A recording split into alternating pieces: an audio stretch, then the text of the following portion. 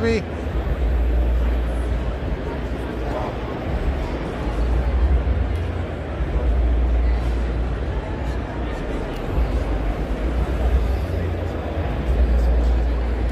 Welcome back, everybody. For those joining us for the first time today, I'm your host, Evelyn, the RC Show Bar and Beverage Curator. Before we jump into our next session, I want to take a moment to highlight all the fabulous things we have lined up for RC Show 2022 for you to take advantage of, including one of my favorite events, RC Show's signature opening night reception taking place in the Heritage Courts just over there this evening. Whether or not you're walking the show floor, attending fabulous stage sessions and competitions, and or going to tonight's festivities, please don't forget to share your experience at the show this year at our events on social with hashtag RC Show, and tagging Restaurants Canada at Restaurants CA on Twitter and at Restaurants Canada on Facebook and Instagram. I can't wait to look back on all the highlights, and I hope you're enjoying the show so far. Up next is our beer leadership panel, which I'm very excited about, presented by The Beer Store. We're just going to watch a short video on The Beer Store. We're going to make sure that our virtual guests are having a fantastic time as well, and we're going to cue the video.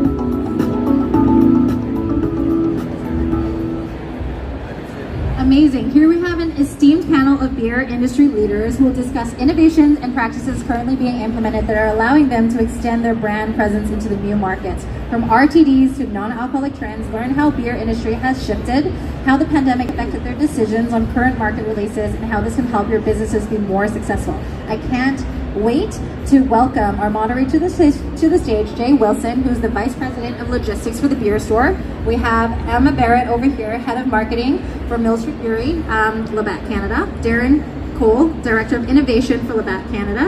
Amanda Braun, who's the National Consumer Manager, Molson Coors Canada. And Justin Lamontagne, who's the Director of Keeping It Real. So I'm just going to hand it over to this panel of experts, and I hope you enjoy the panel. Thank you very much. So again, Jay Wilson, Vice President of Logistics for The Beer Store. I've been with the business for about 16 years, so not new. I would say the last 2 years, I would like to keep that in the rearview mirror. It's been a struggle for on-premise and licensees, and it's something that is very near and dear to our heart. So being able to come out to an event such as this today, seeing everybody, not virtually, is something that's fantastic. So welcome to my guests here. I'm just going to go through some questions that we prepared for the panel, and then we'll take it away. So lockdowns, restrictions, closures on heavily affected on-premise and hospitality purchasing of spirits, while some jurisdictions were able to add other models of sales such as alcohol to go. For most licensees, their purchasing was non-existent. How did you find closure of spaces affecting your products, as well as were consumers drinking the same at home, and did this drastically shift? And lastly, how did that affect your operation? So I'm going to start with Darren on my far.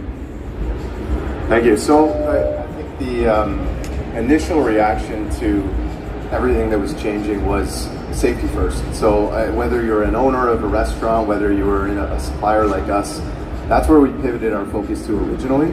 And after that, we didn't know what was happening next either. So what we saw originally was obviously an increase in consumption from a retail perspective, because we didn't know if the stores would be open again. So it was very piecemeal in how it all came together, but certainly we saw a change in purchasing behavior, whether it was quantity or just the ways in which they were buying retail to replace what they would have bought in on-premise. But ultimately, what we saw was navigation back to the core brands, back to familiar brands that people were used to, and just something that was a little bit safe until they knew more. And I think some of those trends are still reacting right now, so we're still studying. Big love shout out to Judy Fisher. Thanks, Darren. Big love shout out. What about your thoughts on that? Yeah, I would just add from a consumer perspective, just to add to what Darren said, consumer behaviors shifted in terms of that home occasion. Research shows that it takes about 21 days to set a new habit, and we were home for 2 years. So from a consumer perspective, some of those habits that we got into are here to stay, and they will stick around for some time. And Justin? Do you remember when it was going to be, we're going to lock down for a couple months, and then it just kept churning and rolling and rolling, and really what I noticed, or we noticed, was that familiarity. You know, people were going to trusted brands that they recognized because there was so much uncertainty. I remember taking a wet nap and like wiping, I'd open a bottle and I'd wipe the bottle, I'd wipe the can, like there was so much paranoia around there. And we've grown somewhat accustomed to it now. And I think what's important as we come out of this is watching that awareness for hygiene and cleanliness and safety coming back. And that's something I'm sure we're going to talk about as this rolls on. But really that, you know, when the pandemic first happened, that shift to the familiar and what's safe. And then as things rolled on, you could see that people missed that on-premise experience. They missed going out. And I remember seeing an insight that the top 2 categories that were most missed by people surveyed at home, the first one was cocktails, having a professional cocktail artist make you a cocktail versus whatever concoction you could come up with at home. And the second one was draft beer. So I know that's coming up, and I don't want to do too much foreshadowing. Thank you, Justin. And yes, I have a kegerator at home because I did miss the draft beer. And Amanda, how about you? Yeah, so I think services was brought up and part of that question, and I think the one big pivot we had to make really quickly and help our customers with was e-commerce.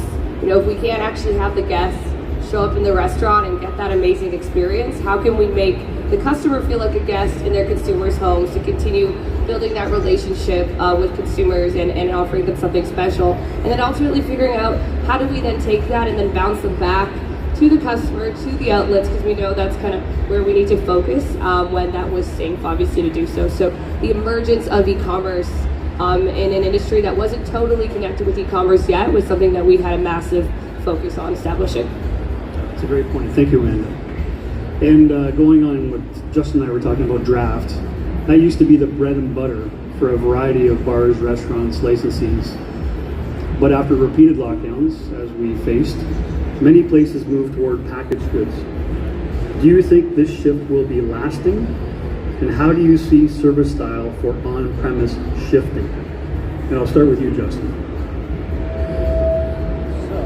I asked if I could hold my mic like this. Maybe that's better. Nope. So whenever you're asked, if someone would come up to you and say, hey, you want to go for a bottle of beer? No, not with you. Why did you ask me that way? That's weird. It's, hey, let's go for a pint.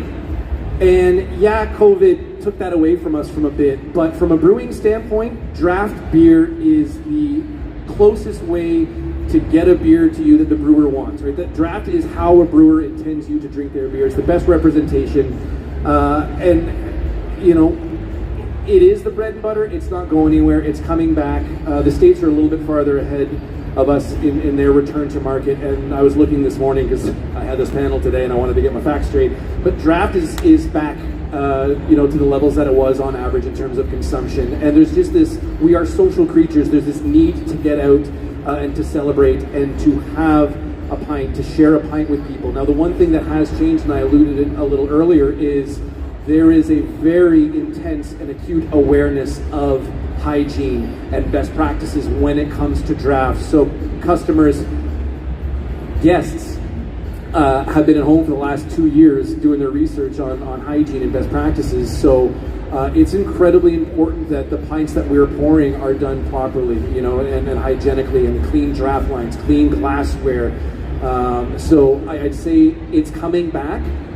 And if there's, you know, I hate saying the term COVID positive, but we are more savvy and aware of how important, you know, safe practices and hygienic practices are across the board, and draft will be one of those things that we're going to see benefit, where you're going to see more clean glassware, you're going to see better profits, right? A properly poured pint will gain restaurateurs more profit because it just makes more sense to pour it clean, to pour it fresh, and to pour it as you should. So I'm really excited to see that return to market and see people really embrace draft because, again, it was one of the things that people missed the most.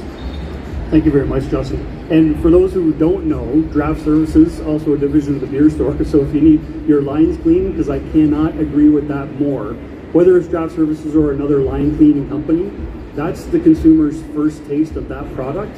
It's imperative that restaurateurs, licensees have a clean draft. A couple of things I would say on that as well, Justin, is, the Leafs are helping us to go to Game 7. So we're seeing a lift on-premise consumption. And I can say that, being a proud Hamiltonian, Hamilton born and raised, that's our Stony Creek distribution center last week. Couldn't believe the amount of barrels leaving the facility to the Niagara area. So that gives us a little bit of pause to say, hey, maybe things are coming back to normal and returning back. I'll stop doing all the talking, gang, but I will just say our forecast for kegs, we've had to double and triple. Like, people are hungry for a draft. It is back with a vengeance. I'll stop for now. Okay, turn Justin's mic off. Emma, how about you? How did you feel? No, absolutely. I could not agree more with that first pint after the lockdown tasted so good. But I did mention a little bit about consumer behavior and that home occasion. Amanda also mentioned e-commerce. Those are trends that we do expect to stick around. And the easiest way to get your beer to a consumer via e-commerce is with packaged product. So again, 21 days to make that habit. Consumers are going to stick to that home occasion habit. So I think we'll see a future where we have both draft and these home occasions sticking around. Thanks, Emma. And Amanda? I guess one of the things that I was thinking of as we were talking here is, not everyone's going to go back to the on-premise, despite how fast, we're seeing kegs and velocity move. And so, when we think about what's going to drive that behavior to get them back to the on-premise, because I think that's really why we're all here, is to get people back to the on-premise, the number one driver is going to be making sure that we can offer them something they can't replicate at home, right? And so when you think about what most people that don't have kegerators can replicate at home, that's the draft and that beautiful quality and that cold glass, that cold liquid. It's the serving ritual. It's that moment with the server. It's that togetherness when you get a picture of something. And so, I think just making sure that we continue to remember offering that experience, pre-shop media to help them know that that experience is still there, and then nailing that moment when they're back so they keep coming back to the on-premise is such a big thing that we focus on with our brands and creating solutions for our customers that can help them achieve that. Perfect, thank you. And Darren, how about your thoughts on that? Yeah, it's going to be a little more for us than for anybody watching, but show of hands. I mean, who's been back in the last 2 months to have a pint of beer? Okay, so it's not where it used to be, but it is accelerating quickly. And I think I don't need to speak about the quality experience. We've nailed that. It will get back to being the bread and butter, and that will allow us to get back to doing what we do best, which is activating those brands and giving people a great experience so that they return to the retail and repurchase those same brands. So I think the question of will it happen? It's just a matter of how long it'll take, and people's comfort level is slowly getting there. But as the sun comes out and everybody that didn't have their hand up sits on a patio with that first pint, it's going to be the first of many for this season. Yeah, I would say the sun coming out has taken its time in Southern Ontario, so here's to hoping the end of the week brings double digits and maintain, but I agree with you, thank you. Okay, so the beer world is rapidly innovating, with low sugar ready to drinks on the rise, as well as an increased shift to more healthful drinking. How has that shifted your company's programming, and are low sugar, calorie, ABV areas of growth, especially for operators looking to expand operators? Darren, over to you. This is what I live every day in innovation, right? We all see the trends, we see what's moving quicker, what people are demanding more of.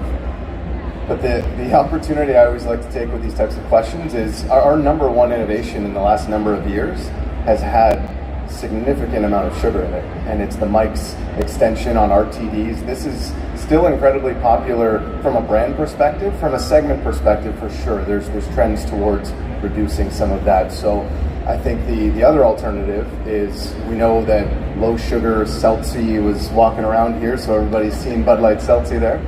But the tea category, which is also another one ridden with sugar, is more about experiencing a great beverage versus reducing all of the stuff from it. And it's not for everybody, but I think it's important to understand that there are some trends that are going not away from better for you, but in a slightly different direction. So all that to be said, 90% of my day is still made up of answering the question of how do we react and get ahead of the curve with the seltzers, with the sodas, the spirit-based RTDs, and when we talk about draft, I mean, the consumer trends are moving towards these items that don't come in draft right now. So that's going to be an interesting question to ponder as we see on-premise trends return, and if people are choosing to switch categories now from a beer, traditionally the only thing that you might have drank, to maybe a vodka soda. And what does that mean for profitability as an owner and as a supplier? So I think there's some really interesting trends. Thank you, Darren. I would say if you can forecast that, tell me the winning 6 numbers for the lottery, and we're probably the same. Amanda, what are your thoughts on Darren's response? Yeah, I totally agree with what everything Darren said. I think one of the really interesting things that we can use this whole emerging non-alc space to do is really get a better understanding of repertoire. I actually just saw some data to suggest that people are now, after 1 or 2 lagers on premise, are switching to a Heineken 0.0. They want the social night to not stop, but they want to stay in control. And I never would have guessed that, somebody that drinks a 5% ABV lager would also be drinking a 0.0 in the same night. But we are seeing that persist, and I think, when you think about the lunchtime crew, all these little small micro occasions where people want to then show up, they probably avoided them before, the work parties, the lunch, and all these other, weekday occasions. This non-alc or lower ABV space allows them to participate, stay in control, and get back to all those social occasions that I think everyone has dearly missed. So I think we'll keep seeing kind of that trend persist in that lower ABV space. That's a great segue for that low alc, non-alc. As an avid boater, I'm always looking for an option that's as refreshing as beer and not going to give me that buzz to operate the boat safely. So I think as we move into summer and social responsibility, we're going to see a lot more of those options. And frankly, I remember when it was like 1 or 2 non-alc options, and they've really kind of taken off. So I'm curious with how do non-alc strategies fit into what you do? And we'll go with Darren. We'll go with Justin. I'm looking at Darren, but I'm saying Justin. I think what's exciting is, for us as people who work for breweries, we want to bring more people to beer. And we want more people enjoying beer. And now we live in a wonderful day and age where alcohol doesn't necessarily have to be a part of that equation. You can still get a full flavored beer that is very low or has no alcohol, so you can still have that experience, a sort of psychosomatic experience where you get to crack a cold one. And it's funny, through the pandemic, I realized how intrinsic my love of carbonation and refreshment is to that equation. My soda stream has been working overtime. But with brands like Heineken 0.0 or Coors Edge or anything from the ABI portfolio, technology has come in such a way where we're not just limited to golden lagers being non-alc. Like there's a whole library of full flavored, porters and stouts and all these different flavors for people that want to enjoy that beer experience but don't necessarily want to drag the alcohol along with it. And I think as a market we're maturing and it's more about having a great time and being able to turn the page and have that next day come and be fresh and bright and rosy and being more mindful about what we're putting in our bodies. That's a good call out, because the next morning is much better with a non-alcohol. Darren, what are your thoughts? That is true. I mean, better for you is exactly that. It's what's better for you. And some people that's less calories. Other people it's more functional mornings the next day, right? It's a very true thing, but that's where I think this is a really exciting angle of innovation, because it's bringing people back to beer, which has frankly taken a bit of a back seat in the last little bit. The craft boom happened, and there's an RTD boom happening now, but it's more than that. It's a better for you boom. It's that trend around, okay, well, that wasn't for me, and I still enjoy the taste of beer, and a lot of us still do. So now it's really exciting, because we get to look at the brands that we already have and how they may or may not be able to extend into non-alc. And then we can look at maybe potentially creating new brands and finding new ways to connect with consumers with a familiar liquid taste, but a different proposition. So I think it's incredibly exciting, and the distribution opportunities are much higher when you don't have alcohol. So that gives us opportunities to work with new customers. It gives restaurant owners an opportunity to offer something that's a little bit more responsible, and it gives them more options when they're operating their bar too. So I'm really excited for it. Excellent. Thank you very much. So I'm going to stick with you, sir. So supply chain issues have been on everybody's mind, as we see in, regrettably, Ukraine and what's happening in with that invasion. But prior to that, with COVID and all the supply chain issues that we had with respect to border crossings and COVID protocols, the explosion of RTDs has led to shortages in canning materials. Glass, shipping costs, factory closures have all contributed to an increase in pricing. Some provinces have added in or expanded licensee discounts, but it seems to be doing little to counteract the rise in costs. What tips forecasting would you have for the owner-operator looking to navigate maintaining consistent lists? And are there areas or categories to watch? This has been something that obviously has impacted every industry. If anybody's tried to buy a car lately, it's no different. Every supply chain has been impacted. So I think we may have originally misunderstood that, and I would assume the same of many operators, is you think that you have a handle on your supply chain until you realize that an ingredient that you need, one of 7 ingredients for one item on your menu, comes from a place across the border that was held up by a driver that didn't have their vaccination certificate that day. So it got delayed. It subsequently delayed something else. And in terms of forecasting, similar to our earlier question, if we figure that out, we're going to buy a lottery ticket. But there are some things that I think we've found that can help alleviate some of the stress of the unknown. And one of those things is having a little bit more simplicity, whether that's on your menu, whether that's the number of ingredients that you're putting in certain items on the menu, an assortment in general. Because what we've found is as you add more products and products that are more complex, the intensity of that supply chain, it really gets more complex too.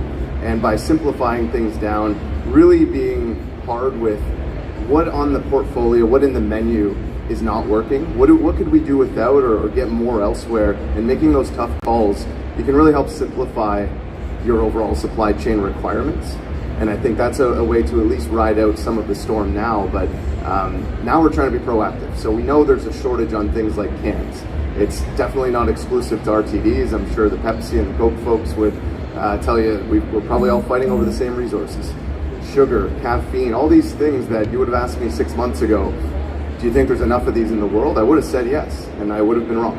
So simplifying the menu, simplifying the assortment, making tough decisions on what's not working, and really just trying to understand what goes into everything that you do, and trying to get a handle on where does that come from and go from there. But simplification has been the big one.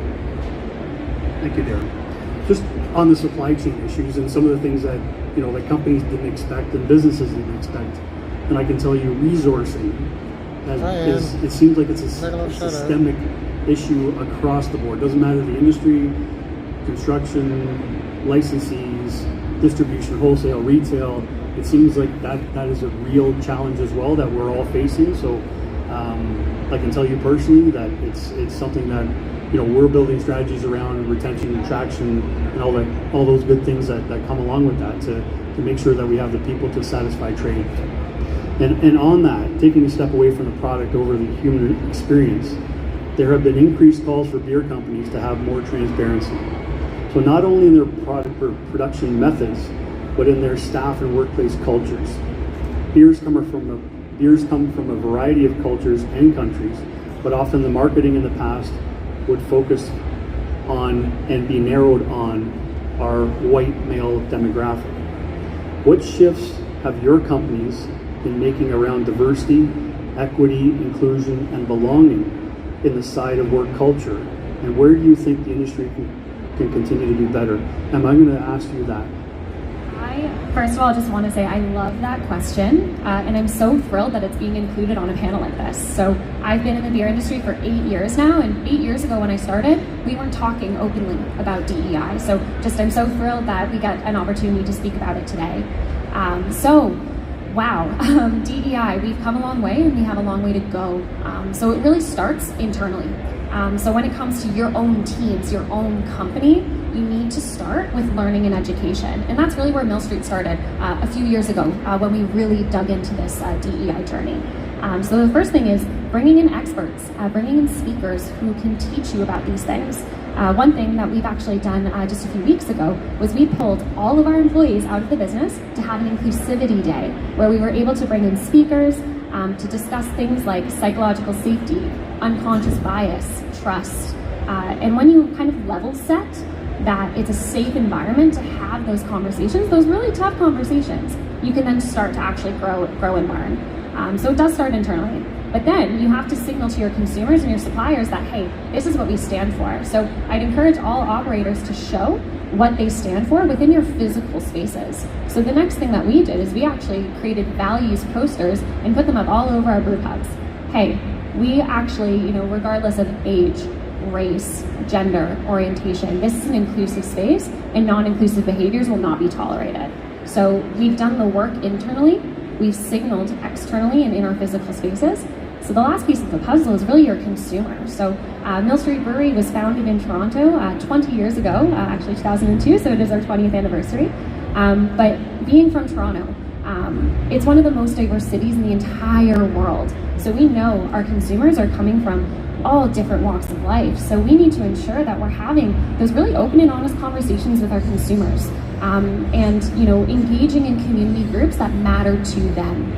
So the other actions that Mill Street Brewery has been doing for really since our existence is working with those relevant community groups. I'll just name a few that we've worked with in the last 12 months. Some fantastic organizations like Rainbow Railroad, who supports LGBTQI plus people to safety from places where they can't be their true selves.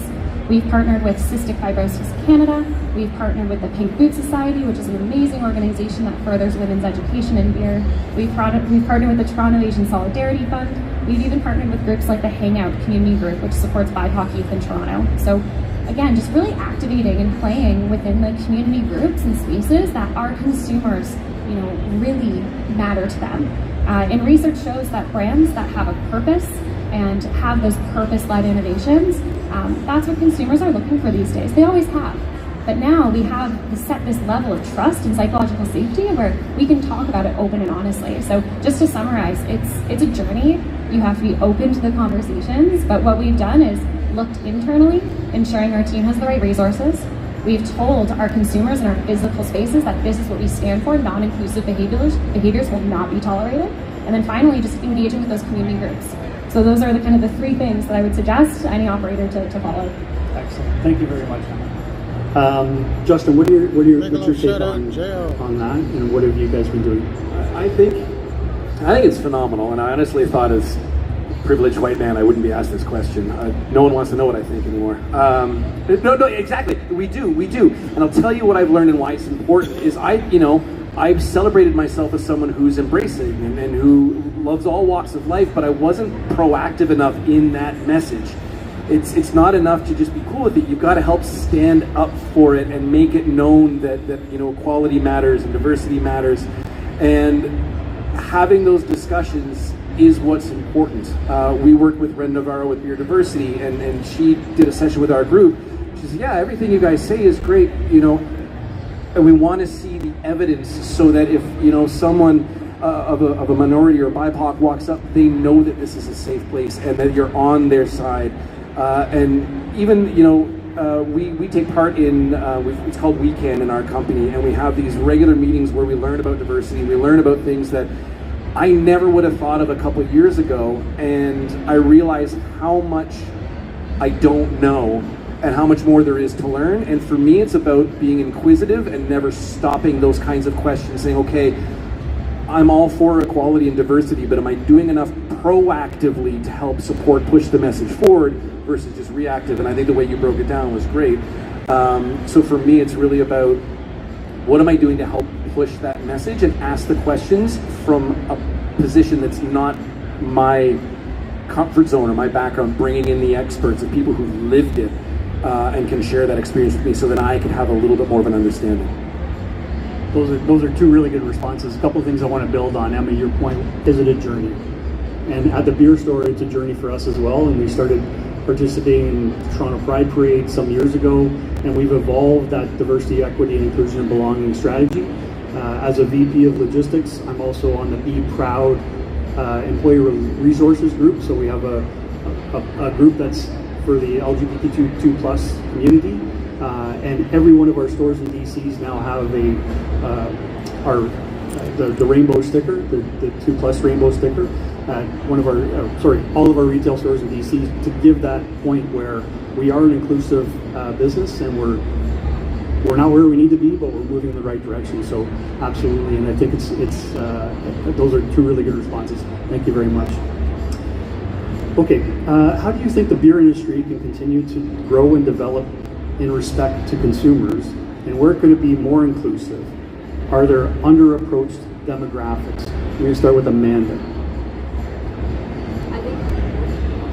I think that at the end of the day, we need to build brands and create brands that people want to hang out with. And if we think about the people of Canada, it is such a diverse consumer base, and it's such a diverse country, and so ultimately we need to make sure that all types of people from all walks of life in this amazingly diverse country are considered when we think about who we want to win with, who we want to disrupt, get in front of, and then ultimately hang out with our brands. So I know that's a big priority for us. Thanks, Amanda. How would Emma? I don't have too much to add to that answer, but you asked specifically about underrepresented populations, and I think you can segment the demographics of Toronto, Canada in so many different ways, and there are certainly underserved populations. So the biggest piece of advice I can say is listen to your consumers. Your current consumers can give you many of those answers. They will tell you what they want and tell you about others that they engage with who maybe aren't as familiar with your brand, and that could be a really great white space opportunity. That's actually how we've approached many of our community partnerships. Our consumers are saying, hey, this is something that's really important to me. Would you guys want to do a collaboration beer with them? And that's honestly sometimes how we get to talk to whole new groups of people that were previously underserved. So really, really important to, again, just listen to your consumer. Yeah, and if I could paraphrase that in one word, be an ally. Be an ally. It doesn't matter what walk of life you are. I think it's important that we understand and appreciate what groups go through, and like I said, just be an ally. So great point, Emma. And I'm going to stick with you. What trends do you see leading the charge in 22 and 23? And are there anything exciting that you or your teams are working on that you can share? Yeah, absolutely. So one of the things that we're really excited about at Mill Street is our new innovations that are launching this summer and are already now available. So I'll speak to one because I think it speaks to quite a few of the trends that we're seeing. So we actually just launched our new organic sangria style beer. And some of you are probably thinking, sangria and beer, how does that go together? But it came from consumer listening. They were telling us, hey, you know what? We actually really like these fruit-forward flavors. We really like the sangria style profile. So we created a beer in response to that. So what we're expecting to see moving forward and in the summer is more of those fruit-forward, full-flavored beer styles, and we're so excited to keep innovating in that space. Thank you very much. Justin, what are your thoughts on that? I think what's going to be exciting is a move towards local and sustainability. We had our national conference a couple of weeks ago, and one of the things I was really inspired to see was Coors Seltzer is taking part in a program where and they said every 12 pack of Coors Seltzer will help restore 1,000 liters of water back into the waterways, and working with some of the natural resource companies in Canada. And that was just phenomenal to see, right? Like those numbers get really high. And I think it's going to be important that consumers and the consumers see brands get behind an authentic story that matters to them and to us and to everyone. Really important stories like sustainability, and watching all companies get behind that message of sustainability and taking care of the planet. That sort of thing coming down the line, I'm really excited to see how we can become, again, more proactive in doing our part for greater sustainability. Some really great news there. I applaud you folks for that. That's fantastic. So we've got a few minutes left. Any last thoughts from the panel on maybe Darren, the 6 winning lottery numbers? Are the Leafs going to push through to the second round? Are the Jays going to recover? Lottery ticket numbers, not sure. Leafs 100%. Jays TBD after the Leafs series is over. But closing thoughts. I think where we ended this conversation, even with the last question, sort of navigated back to this area of changing the landscape of how we've done something that we've done for over 170 years, but doing it in a different way because the consumers are changing. And I think to Emma's point, and really everybody has said in some way, shape or form, connecting with the consumer has never been easier to do. It can be overwhelming at times, but we have direct communication with consumers on social media. We have new avenues to collect insights from them and feedback. So I think through that act of listening and reacting and staying closer to them, we get ourselves naturally closer to things like purpose-driven brands and better initiatives that are not just about the bottom line. It's about, for us, bringing people together. And one of the best avenues for doing that just happens to be a great beer, beyond beer, non-alc beer, whatever it happens to be, but it gives us more purpose as a company, and therefore it gives us an opportunity to leverage owners and operators to stand for more too. So I think that's the piece that, as I was listening to some of the questions here, really sunk in, and I love that we ended the panel on those types of questions. Awesome, thank you very much. Amanda, what are your thoughts? I think as we reflect on the last 2 years, which obviously, we don't want to even go back and think of, but I think the one really awesome thing is it really forced ourselves to learn quick and be so accountable for things like diversity. Figure out e-commerce and what role that has to play within beer and the alc-bev space that was super underdeveloped before. New platforms to get insights about our consumers and connect with them.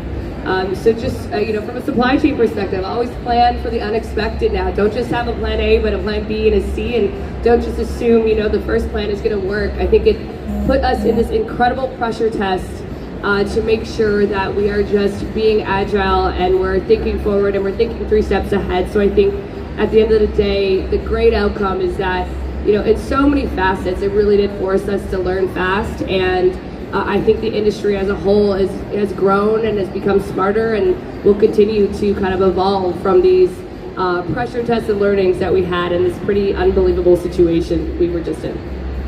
That's a great point. I don't think I heard the word contingency more times in the last 2 years than I ever had in my life. Emma, what are your thoughts? Any closing?